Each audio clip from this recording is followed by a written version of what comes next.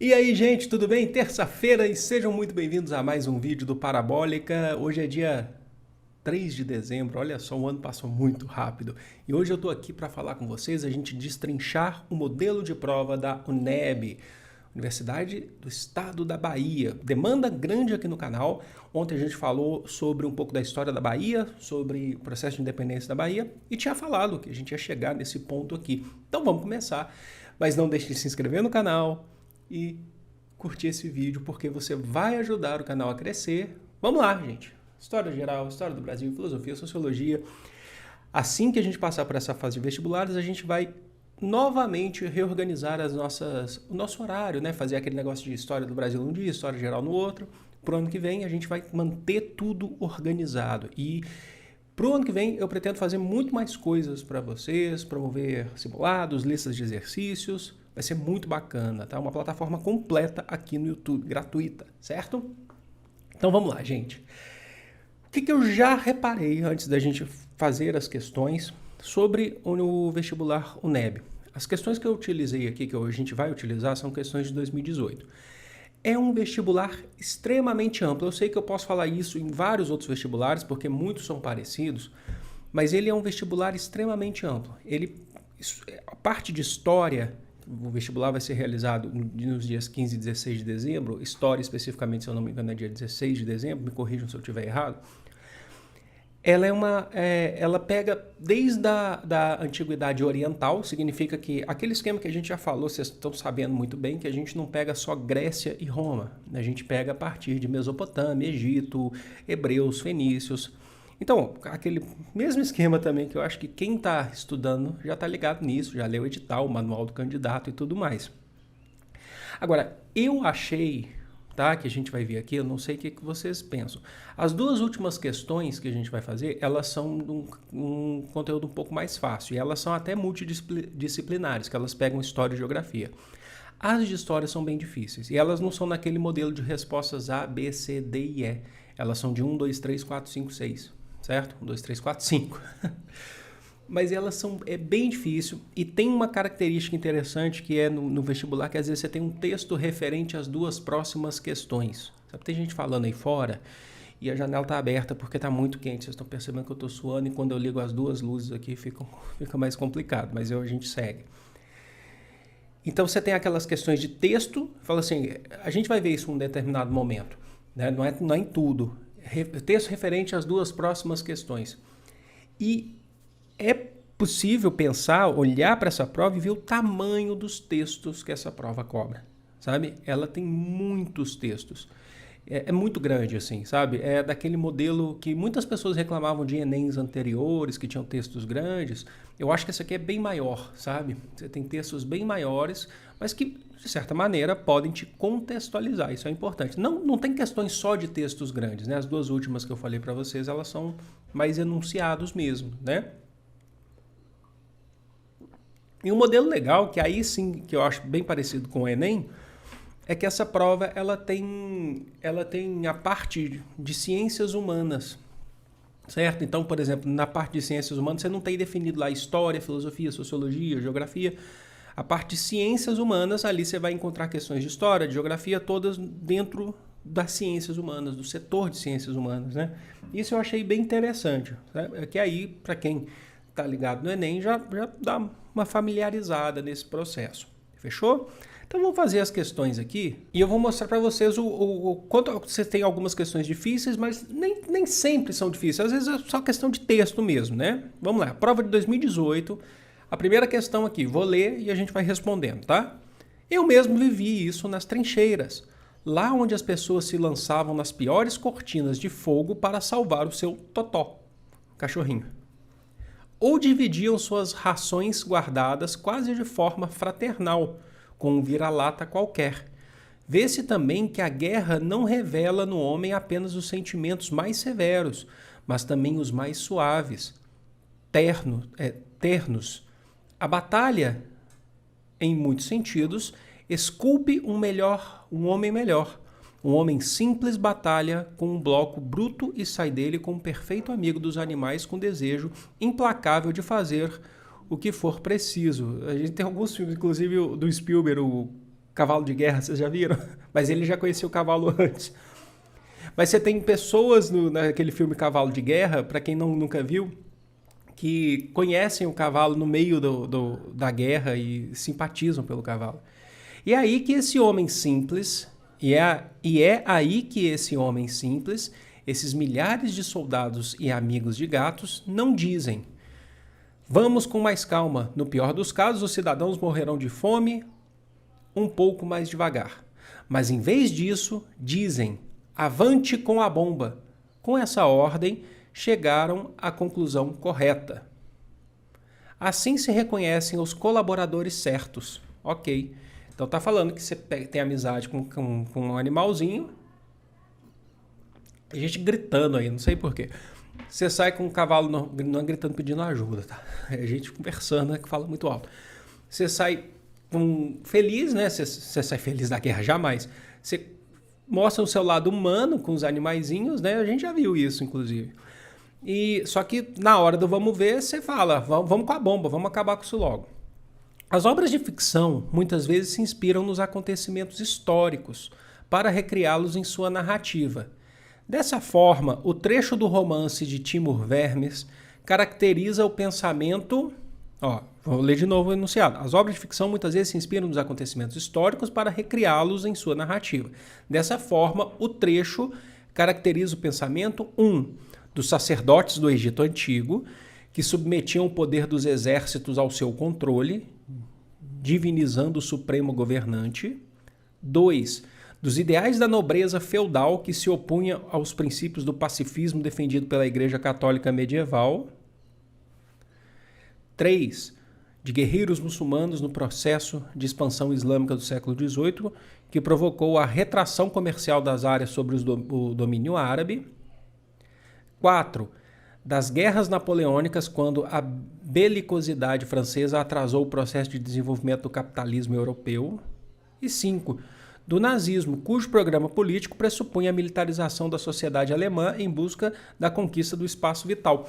Eu tenho certeza que tem muita gente que achou essa questão bem ampla, sabe? Que falou, às vezes tem dificuldade de relacionar o texto que a gente está lendo, que a gente acabou de ler aqui, que é uma obra de ficção, com uma das alternativas, tá? E eu vou explicar isso para vocês, mas eu acho que pelo contexto, eu acho que dá para saber qual é a questão. Às vezes a gente não sabe qual que é a resposta. Às vezes tem algumas pessoas que não estão entendendo por que essa resposta ela seria a mais correta. Não, seria a correta, mas porque acho que não tem outro jeito. A resposta certa é 5. Do nazismo, cujo programa político pressupunha a militarização da sociedade alemã em busca da conquista do espaço vital, certo? Então, dessa forma, o trecho do romance caracteriza o pensamento nazista, que o texto fala assim pra gente: não, você pode ficar amiguinho do cachorrinho, você pode, né, você se humaniza. Porém, olha só a última parte. E é aí que esse homem simples, esses milhares de soldados e amigos de gatos eles não dizem isso. Vamos com mais calma, no pior dos casos os cidadãos morrerão de fome um pouco mais devagar. Mas em vez disso eles dizem o quê? Avante com a bomba. Com essa ordem chegaram às conclusões certas. Assim, se reconhecem os colaboradores certos. É que numa sociedade nazista, tá, eles estão tentando mostrar que esse ser humano, tá, ele tem que ser menos humanizado e ele tem que ser mais militarizado. Uma sociedade alemã, buscar um espaço vital. O espaço vital no nazismo seria o que o Hitler definia como necessário para os arianos viverem, crescerem. Então vamos conquistar o mundo, o espaço vital, certo? O espaço de vida dos nazistas, né? Então, ele está falando assim pra gente que, apesar de tudo isso que a gente tem de carinho com animais, inclusive o Hitler gostava de animais, o mais importante é vencer a guerra. Então, o pensamento, a linha de raciocínio nazista é você fazer pela sua sociedade, independente dos seus sentimentos. Você se torna um membro... Vocês já viram uma animação dos anos 40... que foi crítica ao nazismo, mas também tinha um lado bem para mostrar para as crianças nos Estados Unidos, do Walt Disney, do Walt Disney, que é o Educação para a Morte, Education for Dead. Vocês já viram esse desenho? Procurem no YouTube, tá? Que conta a história do menino Hans, que simplesmente se tornou um membro, um soldado, e ele só pensava o que o partido nazista queria. Ele só pensava naquilo. Ele não, no final fala assim, ele não escuta. Eu não vou dar, não é questão de spoiler, porque é um desenho de 10 minutos. Ele não escuta, ele não olha, ele só faz o que o partido quer, o partido nazista. Então, alternativa 5. Todas as outras não tem nada a ver com questão da guerra, né? Que a gente percebe claramente que se trata de uma guerra contemporânea. Opa, caiu até meu descanso de copa aqui. Sempre cai. Vamos partir para a próxima, então. Agora é uma questão sobre positivismo, gente. Vamos lá. As palavras que ficam no centro da bandeira do Brasil são conhecidas de todos, mas nem sempre se sabe de onde elas vêm. Ordem e progresso. Isso a gente já falou aqui mais de 1000 vezes. É o lema do positivismo, escola sociológica fundada por Auguste Comte no século XIX na França. O positivismo teve seus adeptos entre os republicanos brasileiros, sobretudo os militares, que conseguiram deixar seu lema bordado de verde, amarelo, azul e branco. Desde então, algumas ideias positivistas tornaram-se dominantes no Brasil, presentes não apenas nos cérebros e nas ações dos donos do poder, mas também aceitas e praticadas inconscientemente pela maioria da população a ponto de integrarem o senso comum, entendido como ideias gerais incorporadas quase todos, de modo que quem diverge aparece como exceção, destoa do conjunto. Olha só. Então tá falando o texto aí sobre o positivismo, quanto que essas palavras se tornaram praticamente brasileiras até de forma inconsciente, né? Essa ordem, o progresso, ficou no senso comum do Brasil. O positivismo influenciou diversos eventos históricos, na Europa do século XIX quanto no Brasil, como se pode inferir, como se pode ver onde? Em 1. Nos ideais políticos dos jacobinos durante o processo da Revolução Francesa, defensores da manutenção da ordem aristocrática como elemento para a garantia do progresso francês, fundamental para a democratização da sociedade e o progresso econômico da nação. 2. No processo de colonização africana, que sustentada pelo princípio do multiculturalismo... Ei, mas hoje está difícil, hein?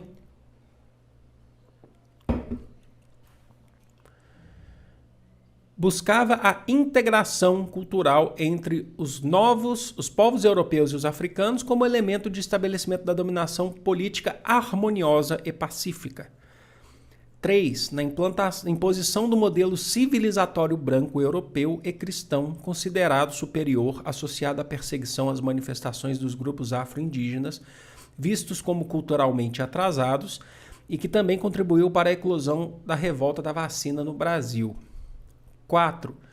Nas concepções marxistas e leninistas presentes no Partido Bolchevista Russo durante o processo revolucionário de 1917, defensoras de uma aliança de classe entre o proletariado e a burguesia para a derrubada do regime czarista e a transição pacífica ao socialismo.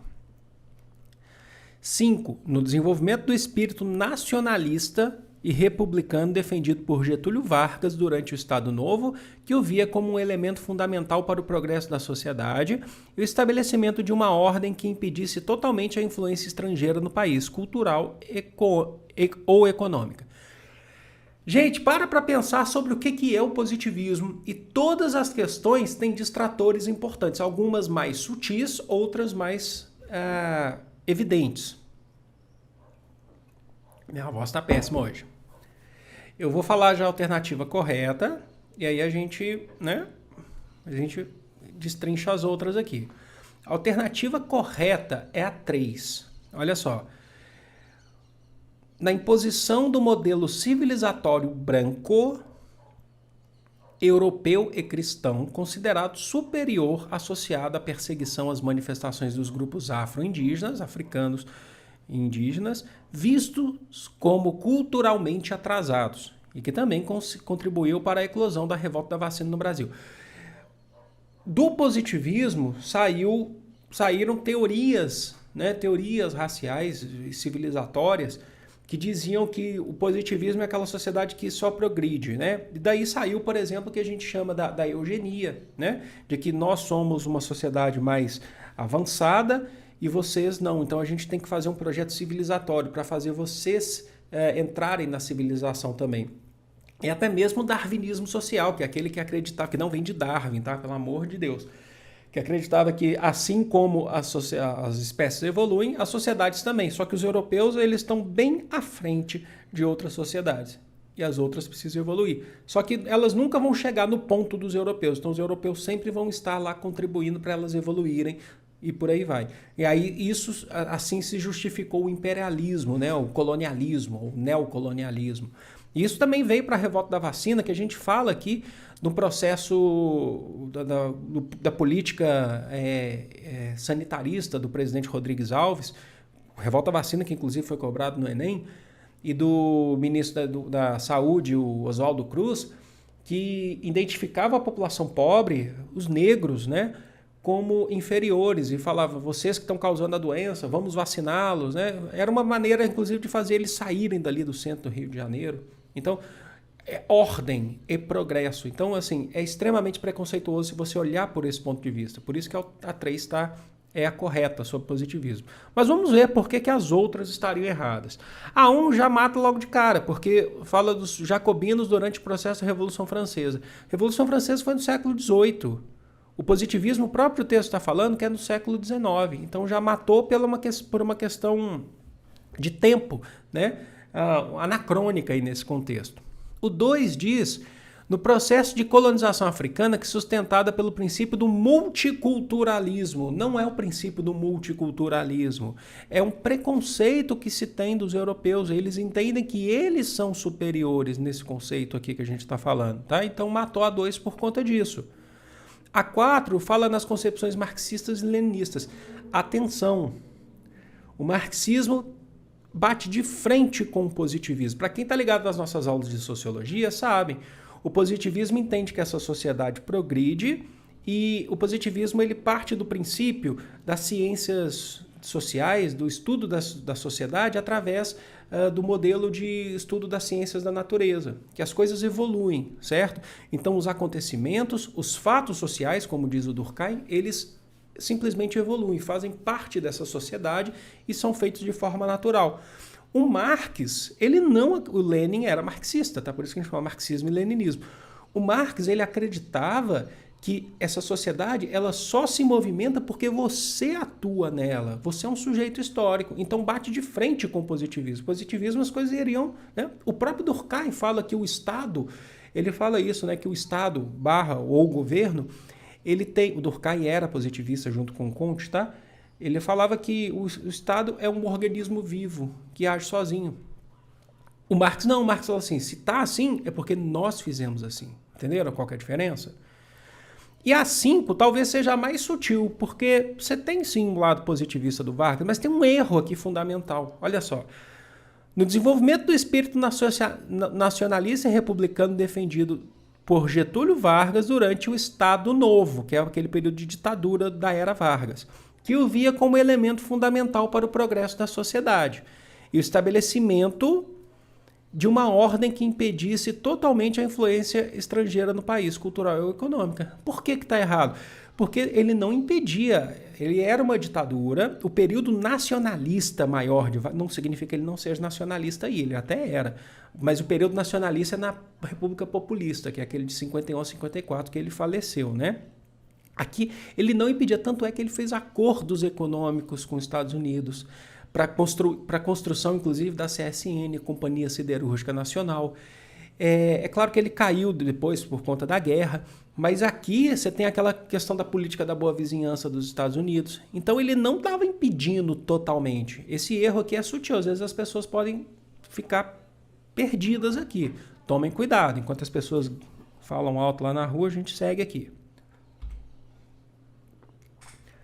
Vai ter textão sim, questão sobre história da Bahia, da independência da Bahia, que a gente falou ontem, inclusive, em videoaula. Vamos lá, primeiro eu vou passar o texto para vocês, aí a gente vê as questões, porque senão não ia caber tudo aqui, tá? Descendentes de africanos sudaneses, Maria Filipa nasceu em em Itaparica e fez história por sua grande coragem nos combates travados contra os portugueses. Muito querida na ilha, ganhava a vida vendendo marisco. Sua participação na luta pela independência da Bahia foi bastante ativa, a gente falou dela ontem aqui. Não se limitando a discursos inflamados. Suas armas, no entanto, foram a inteligência, a coragem e a solidariedade. Maria Filipa atuou na guerra como enfermeira e como uma eficiente informante, mas ganhou fama no episódio em que liderou um grupo de 40 outras corajosas mulheres contra os soldados portugueses. Segundo historiadores, elas avistaram a esquadra de 42 embarcações lusitanas ancoradas nas imediações da ilha de Itaparica, aguardando a ordem para invadir Salvador e reprimir as ações pela independência baiana. Algumas dessas guerreiras baianas, então, se aproximaram dos 2 vigias da esquadra, Araújo Mendes e Guimarães das Uvas, e dotadas de encantos os seduziram. Certos de que teriam alguns momentos de prazer, eles as levaram para um local mais distante e baixaram a guarda. Já nus foram surpreendidos, olha só, com uma surra de galhos de cansanção, planta que provoca uma grande sensação de queimadura ao tocar na pele. Nossa! Vocês conhecem essa planta? Fala aí, deixa aí nos comentários. Logo após renderem aos guardas, o grupo de mulheres liderados por Maria Filipa ateou fogo em todas as embarcações portuguesas, o que enfraqueceu consideravelmente as tropas e as pretensões portuguesas de invadir Itaparica. Eu falei isso ontem no vídeo. Eu falo aqui. Viva o povo baiano. Viva a independência da Bahia. Agora a questão, né? A história da afro-brasileira Maria Filipa, a afro-brasileira, remonta à formação socioeconômica do Brasil colonial e ao processo de independência no Brasil. Nesse contexto, é correto afirmar que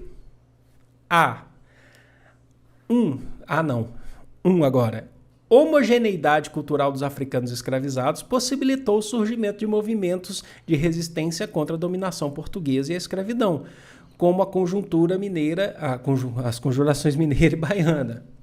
2. A decadência da economia canavieira nordestina, resultante da descoberta do ouro na região das Minas Gerais, contribuiu para o crescimento de negros alforriados na Bahia. 3. A corte portuguesa no Brasil, ao estabelecer uma maior dependência com a Inglaterra, através da abertura dos portos, fez aumentar a pressão inglesa para a abolição do tráfico negreiro no Brasil, nesse período. 4. A influência da independência do Haiti no Brasil provocou uma revolta generalizada da mão de obra escrava, que desembocou na ruptura dos laços de independência com Portugal. E 5. A resistência portuguesa na Bahia contribuiu para que o processo de independência baiana ocorresse através de um movimento popular, diferentemente do seu caráter elitista no Centro-Sul. Então, para pensar.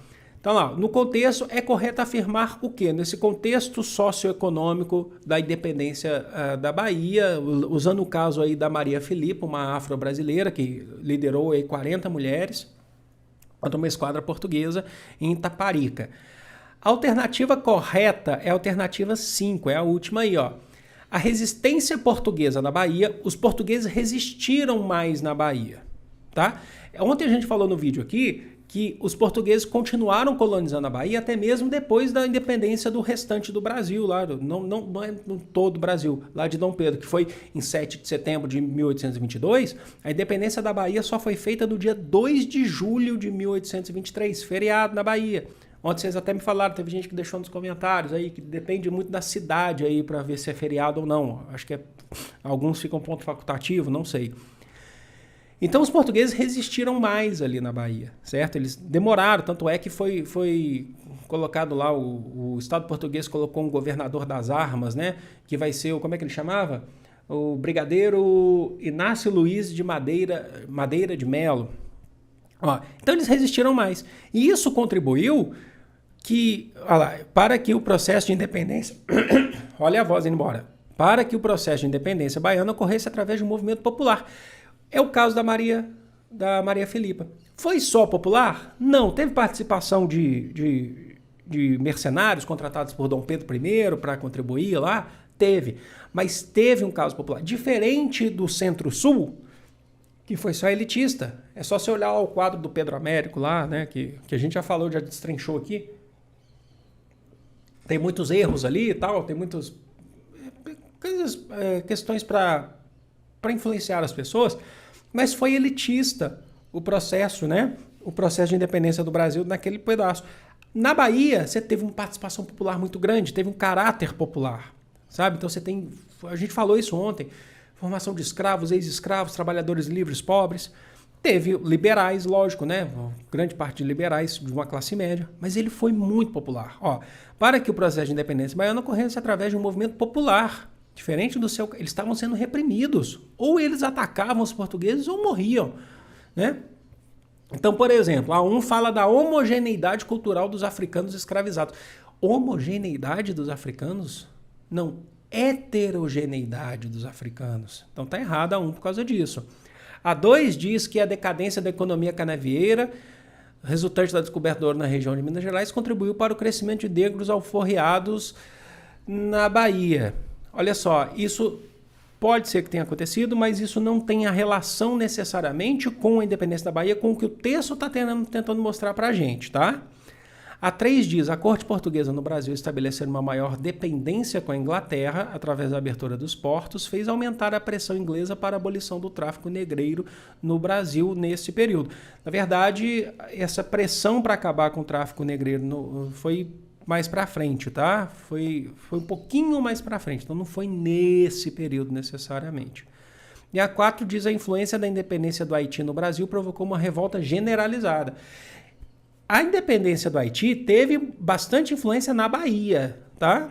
Porque a independência do Haiti foi aquela que os haitianos, através das armas, se tornaram independentes do francês e, posteriormente, aboliram a escravidão. Os próprios escravos se revoltaram.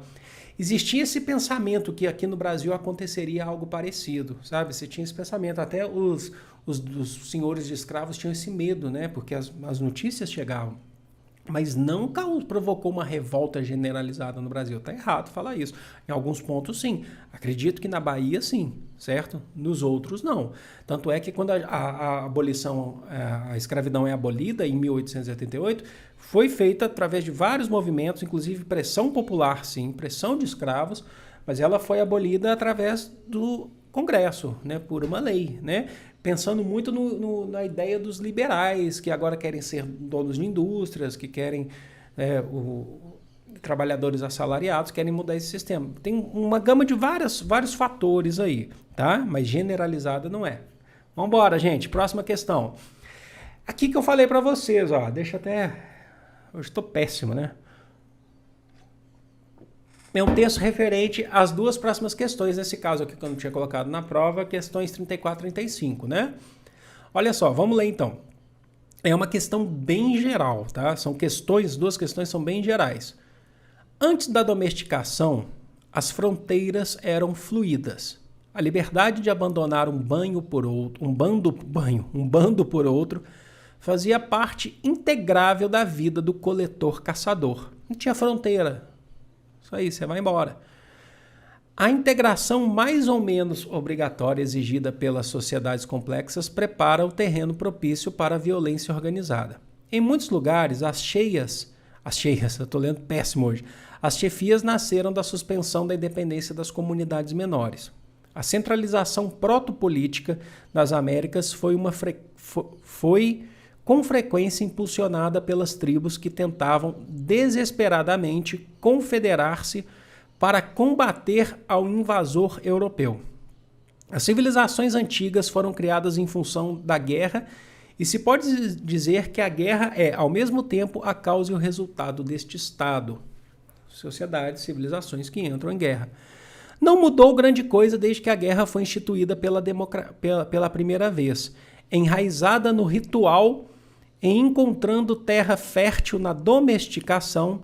Marshall Sahlins primeiramente apontou que o crescimento do trabalho segue o desenvolvimento da cultura simbólica.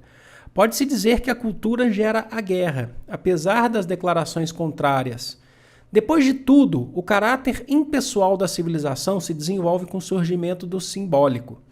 Os símbolos, por exemplo, as bandeiras nacionais, permitem a nossa espécie desumanizar os nossos semelhantes, o que possibilita a carnificina sistemática dentro da espécie.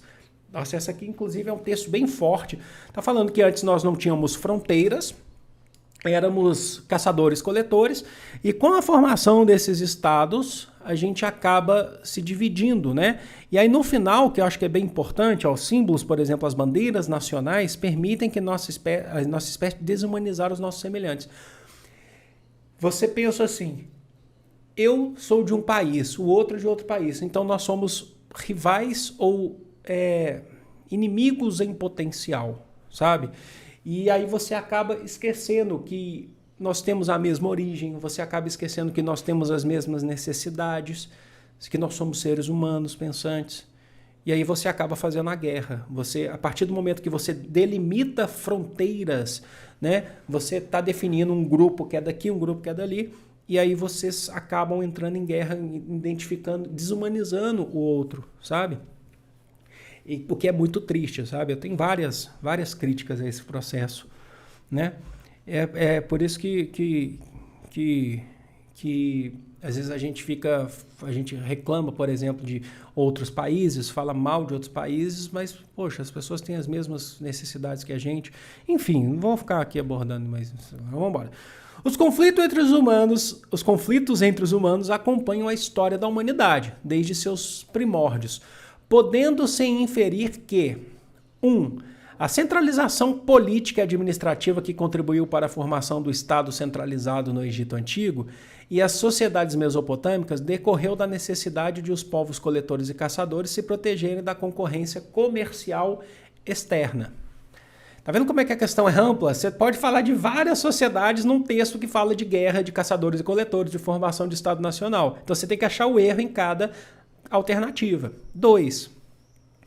O surgimento e a formação das primeiras civilizações e dos estados centralizados da América resultou na necessidade das comunidades nômades ameríndias de se unirem contra os invasores europeus no processo de colonização mercantilista. 3. A formação dos estados nacionais, na época moderna, ocorreu com o objetivo de os europeus se protegerem do processo de invasão dos normandos, magiares e muçulmanos, o que acelerou o processo de urbanização e da aliança entre o rei, a burguesia e a nobreza. 4. O nacionalismo característico do século XIX, identificado com as ondas revolucionárias de 1820, 1830 e 1848, tem nome isso, tá? Chama Primavera dos Povos, a gente tem vídeo aqui no canal. Foi uma reação da burguesia contra as tentativas do reestabelecimento do antigo regime, a partir das deliberações do Congresso de Viena. 5. O protecionismo, com o fim da Segunda Guerra Mundial, foi imposto às colônias afro-asiáticas pelas antigas metrópoles como uma tentativa de manter os laços de dominação econômica e evitar a influência soviética nessas regiões. Então, gente, é uma questão bem ampla, ela tem sim uma alternativa correta, porque em todas as outras você pode ter alternativas, você pode ter distratores importantes, tá? Alguns mais sutis, outros mais pesados, tá? A correta sobre os conflitos entre humanos, aí você está falando tudo na história, acompanhar a história da humanidade desde os seus primórdios. Então, desde os primórdios até hoje.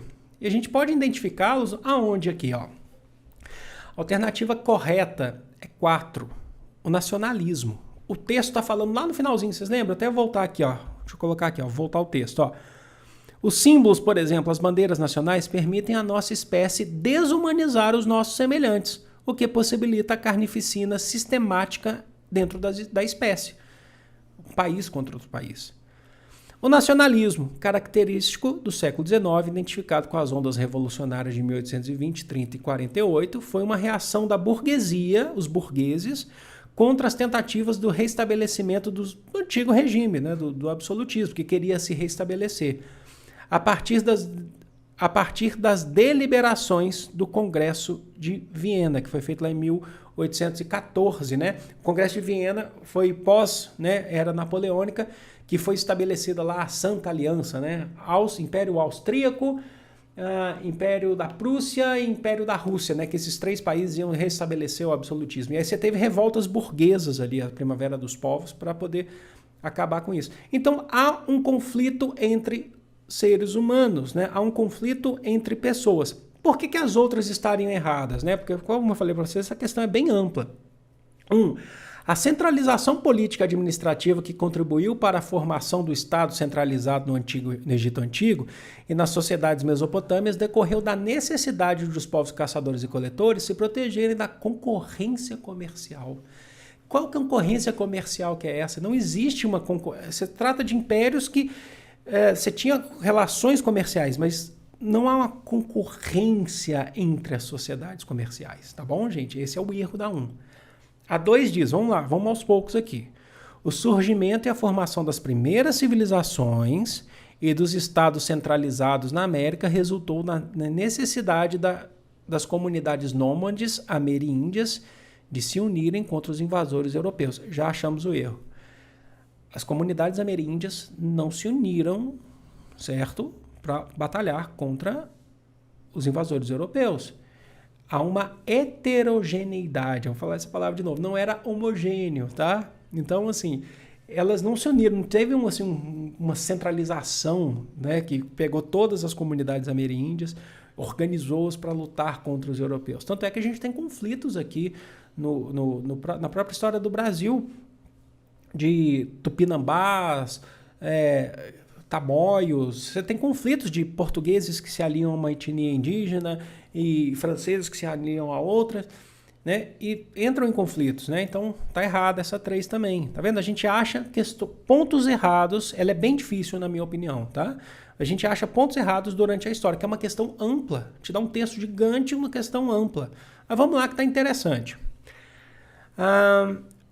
Vamos lá. A 3 diz assim: a formação dos estados nacionais, na época moderna, ocorreu com o objetivo de os europeus se protegerem do processo de invasão dos normandos, magiares e muçulmanos, o que acelerou o processo de urbanização e da aliança entre o rei, a burguesia e a nobreza.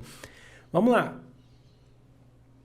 Primeiro que essa aliança é feita entre rei e burguesia. A nobreza tá decadente. Então a gente já achou um distrator que eliminaria essa questão totalmente. A nobreza é aquela feudal que está decadente. É uma aliança entre rei e burguesia.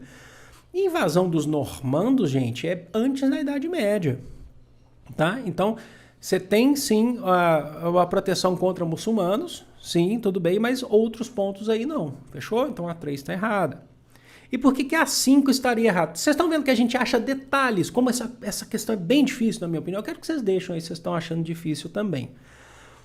A 5 diz: o protecionismo com o fim da Segunda Guerra Mundial foi imposto às colônias afroasiáticas pelas antigas metrópoles, como uma tentativa de manter os laços de dominação econômica e evitar a influência soviética nessas regiões. Gente, primeira coisa, as colônias africanas, elas já estão em decadência, né? Já está acabando esse processo colonizatório após a Segunda Guerra Mundial. A gente já falou aqui, os países europeus, eles se enfraquecem após a Segunda Guerra Mundial. Então a gente já achou um grande distrator aí, tá? Então, esse protecionismo também não existe, ele vai se destruindo, certo? Pós Segunda Guerra Mundial. A gente já falou aqui da descolonização africana, que várias regiões da descolonização africana que foram descolonizadas foram por conta do enfraquecimento dos países europeus pós Segunda Guerra Mundial. Então o erro está aí. Acharam difícil? Bem difícil, né? É bem difícil achar a questão certa. Então fiquem de olho. É uma característica da UNEB te dar um texto gigante para falar da história da humanidade inteira e falar da história da humanidade, qual que é a correta. O que está certo aí? Aí você tem que achar esse distrator, sabe? Essa coisinha bem pequenininha ali. Vamos para a próxima questão, que é referente também ao texto, né? Aquele mesmo texto. Os motivos das guerras na história da humanidade podem ser atribuídos a diversos fatores: econômicos, políticos, religiosos, ideológicos, ou ao conjunto desses fatores. A exemplo do quê? Uniu todos esses fatores, a gente tem o quê? 1. A conquista territorial napoleônica provocada pela necessidade da França em conter o avanço da indústria alemã, que pressionava a concorria com a recente industrialização francesa. 2. Guerra do ópio, fruto da tentativa da China em ampliar a exportação do ópio, levando ao choque com a política antidrogas desenvolvida pela Inglaterra. 3. Guerra franco-prussiana, resultante da oposição da França à unificação política alemã, por temer sua concorrência industrial, e que, derrotada na guerra, desenvolveu um sentimento de revanchismo em relação à Alemanha, Alsácia-Lorena, né? 4. Guerra do Golfo, que a gente falou recentemente, inclusive, que colocou de um lado o Irã, apoiado pelos Estados Unidos, e de outro lado o Iraque, apoiado pela União Soviética, pelo controle da produção de petróleo no Oriente Médio. 5. Invasão dos Estados Unidos na Nicarágua e na deposição do ditador socialista Daniel Ortega. Revolução Sandinista. Estou devendo esse vídeo para vocês. Já teve gente que pediu, eu vou falar sobre isso, tá? Revolução Sandinista. Retirando a América Central e as Antilhas da órbita da influência cubana. E aí? O que a gente tem que fazer aqui? A gente tem que pegar os fatores econômico, político, religioso, ideológico, ou o conjunto desses fatores e ver qual guerra está mais próxima de ter um conjunto de fatores aqui como motivo. Alternativa correta, vamos lá. 3. Guerra franco-prussiana, que a gente falou aqui de unificação alemã, de unificação italiana, que tem a ver com a Primavera dos Povos, resultante da oposição da França à unificação política alemã, por temer sua concorrência industrial e que, derrotada na guerra, desenvolveu um sentimento de revanchismo em relação à Alemanha. A França era contra a unificação alemã por conta de política, de crescimento territorial, político, de econômico, porque havia uma disputa imperialista, certo? Tanto é que a Alemanha, quando se formou o Império Alemão, eles entraram com tudo no imperialismo, que causou, inclusive, a Primeira Guerra Mundial, certo? Então você tem várias questões que levam a isso, certo? Conjuntos, tem uma questão ideológica, tanto é que na França depois você tem movimentos marxistas surgindo pós essa derrota da Guerra Franco-Prussiana. Então você tem todas as outras questões, você pode ter conflitos religiosos, visto que na Alemanha, né, no Império Alemão, a principal religião era o protestantismo, enquanto na França você tinha o catolicismo. Você tem vários fatores que vão levar a essa Guerra Franco-Prussiana. Você tem vários fatores que levam a esse crescimento dessa Guerra Franco-Prussiana, né? E que vão estabelecer, vão estabelecer um conflito gigantesco que vai resultar, inclusive, na Primeira Guerra Mundial, certo? Todas as outras têm distratores, como eu falei para vocês. Olha só, a conquista territorial napoleônica provocada pela necessidade da França de conter o avanço da indústria alemã. É a inglesa. O Napoleão queria conter o avanço inglês, não alemão. Errou aí. A 2, fala assim, a guerra do ópio, fruto da tentativa da China em ampliar a exportação, do ópio, levando ao choque com a política antidroga. A Inglaterra estava vendendo ópio para os chineses, não eram os chineses que estavam querendo ampliar, né? A Inglaterra estava vendendo ópio, o leite de papoula, que causa efeito direto no seu sistema nervoso. Os ingleses fizeram isso, vender ópio, tirar ópio dos próprios chineses e vender para eles, para forçar os chineses a abrirem o mercado para os ingleses. Então tá errada. A 4 diz assim, a Guerra do Golfo, que colocou de um lado o Irã, apoiado pelos Estados Unidos. Gente, às vezes algumas pessoas confundiram a Guerra do Golfo com Guerra Irã-Iraque, que também não estaria certo. A Guerra Irã-Iraque é aquela que os Estados Unidos apoiou o Iraque contra o Irã. A Guerra do Golfo é os Estados Unidos contra o Iraque, porque o Iraque havia invadido o Kuwait. Lembra disso? Porque o Iraque ficou devendo para o Kuwait por causa da Guerra Irã-Iraque, e aí ele acusa o Kuwait de cobrar demais, entre outras coisas. A gente tem vídeo aqui. Ele invade o Kuwait. Então, é errado, tá errado assim, está totalmente contrária essa alternativa. E a 5 fala da invasão dos Estados Unidos na Nicarágua e na deposição do ditador socialista Daniel Ortega, retirando a América Central e as Antilhas da órbita da influência cubana. A Revolução Sandinista colocou Daniel Ortega no poder, só para explicar. E depois você teve um processo, a gente vai ter aula sobre isso aqui. A gente teve um processo eleitoral na Nicarágua. Eles fizeram um processo, teve a Revolução, eles fizeram um processo democrático e o Daniel Ortega sai por conta disso, tá? Então é isso que a gente precisa saber. Tudo bem, a gente vai ter essa aula aqui no canal sobre Revolução Sandinista. Eu sei que tem muitos marxistas, muitos socialistas na Nicarágua que desapontaram com a Revolução Sandinista por conta porque entregaram de fato tal. Mas enfim, não é o assunto desse vídeo aqui agora. Vamos lá que o tempo tá grande. As duas últimas questões são fáceis. A gente não tem esse textão. Elas são diretas. Diretas. Vamos embora. Olha só como é que é rápido. Modelo de produção industrial, também conhecido como administração científica, muito criticado, entre outros motivos, por não considerar o lado social e humano do trabalhador. O que é? O modo de produção industrial caracterizado corresponde, não pensa no lado social e humano do trabalhador. Ao taylorismo, que limita o trabalhador a realizar uma única função ao longo do processo produtivo. 2. Ao toyotismo, no qual o trabalhador é responsável pela realização de várias tarefas durante o processo produtivo. 3. Ao fordismo, que introduziu a esteira na linha de produção com o objetivo de intensificar a produção. 4. A acumulação flexível, cujo objetivo é adequar a produção conforme a demanda. Essa é uma questão que, inclusive, estava na parte mais, acho que estava mais para geografia, mas pega história. 5. Ao volvismo, criado para garantir o máximo desenvolvimento do trabalhador através de sua elevada qualificação. Gente, ó, palavras-chave aqui, ó.